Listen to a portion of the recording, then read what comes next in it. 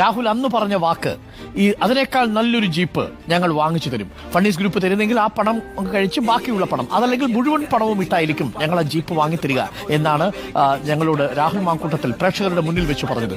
രാഹുൽ മാങ്കൂട്ടത്തിൽ ആ വാക്ക് പാലിച്ചിരിക്കുന്നു. അങ്ങനെ നിയാസിന് ഇന്നിതാ ജീപ്പ് കൈമാറുകയാണ്. വളരെ തുടക്കത്തിൽ തന്നെ ഫണ്ണീസ് വാട്സപ്പ് കൂട്ടായ്മ 3 ലക്ഷം രൂപ വണ്ടിക്ക് വകയിരുത്താമെന്ന് പറഞ്ഞു. അപ്പൊ അതിന്റെ ഒരു പ്രയാസം അനുഭവിച്ചുകൊണ്ടിരിക്കുമ്പോഴാണ് എന്റെ സുഹൃത്തായ ഷംസു മേലേക്കാട്ട്. അപ്പം ഷംസുവിനോട് സംസാരിച്ചു. ഷംസു പറഞ്ഞു എത്ര പണമായാലും അതിന്റെ നേർപകുതി ഞാൻ തരുമെന്ന് പറഞ്ഞു. പിന്നെ നമുക്കൊരു കോൺഫിഡൻസ്.